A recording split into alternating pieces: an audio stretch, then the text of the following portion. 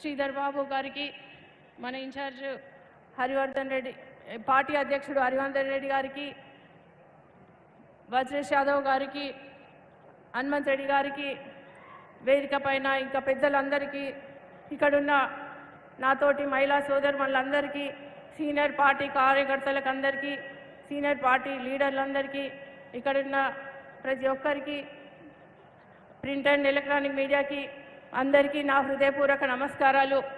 ఈరోజు ఇంత పెద్ద ఎత్తున మన మల్కాజిగిరి పార్లమెంట్ మెంబర్గా నేను ఇక్కడ మీ ఆధ్వర్యంలో ఇక్కడ మాట్లాడుతున్నందుకు చాలా సంతోషంగా ఉంది. గౌరవ ముఖ్యమంత్రి గారు, మన మల్కాజిగిరి మాజీ ఎంపీ మన రేవంత్ రెడ్డి గారని మీరెంతో కష్టపడి గెలిపించినందుకు నిజంగా అట్లనే అదే కృషితో ఇప్పుడు నన్ను కూడా గెలిపిస్తే మీకు అండగా ఉండి ఆయన నన్ను నమ్మి ఇక్కడికి పంపించినందుకు నేను నిజంగా ఆయన నమ్మకాన్ని వమ్ము చేయకుండా నేను మీకు అండగా 5 సంవత్సరాలు మీకోసం పనిచేస్తానని నేను తెలియజేస్తున్నాను. ఎందుకంటే మల్కాజిగిరి పార్లమెంట్ గత 10 సంవత్సరాల్లో ఎలాంటి అభివృద్ధి చెందక చాలా వెనుకబడిపోయింది.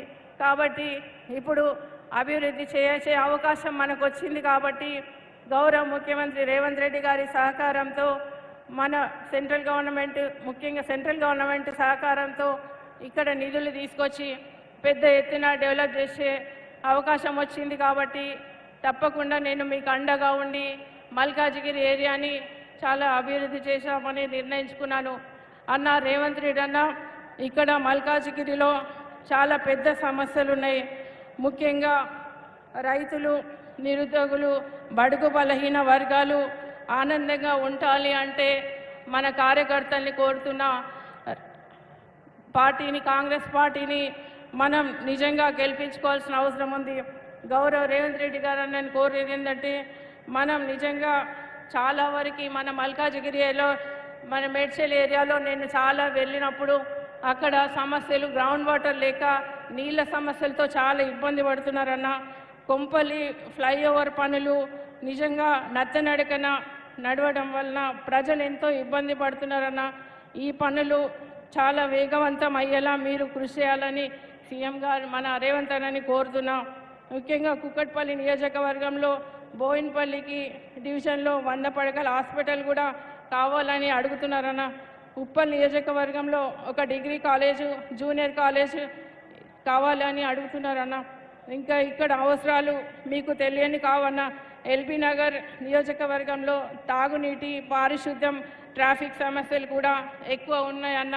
కాబట్టి ప్రభుత్వ సాయంతో వాటిని పరిష్కరించడానికి మీరు కృషి చేస్తారని ఆశిస్తున్నానన్న.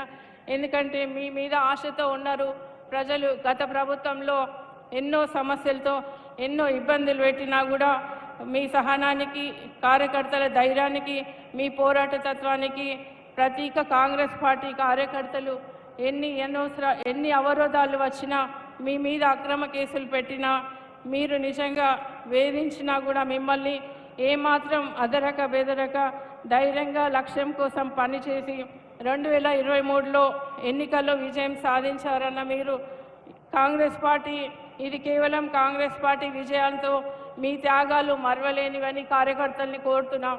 అదే ఉత్సాహంతో ఇప్పుడు కూడా కృషి చేస్తే, నేను కూడా మీకు ఎలక్షన్ లోపు మీరు 25 రోజులు కష్టపడి పనిచేస్తే నేను కూడా పార్టీ కోసం, పార్టీ బలోపేతం కృషి చేస్తూ నేను కూడా మీకు 5 సంవత్సరాలు అండగా ఉండి మీ ఇళ్ళవెళ్ళలా మీ సమస్యలు తీర్చడంలో నేను ముందుంటానని తెలియజేస్తున్నాను.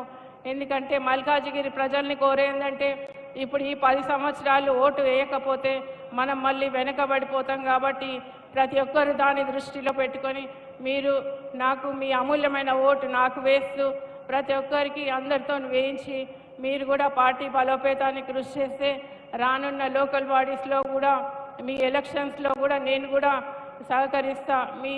మీరు పిలవకున్నా కూడా నేను మిమ్మల్ని గెలిపించడానికి క్యాన్వేజింగ్కి నేను కూడా కృషి చేస్తానని తెలియజేస్తూ, ఈ అవకాశం ఇచ్చిన మీ అందరికీ నమస్కారాలు తెలియజేస్తూ, జై కాంగ్రెస్.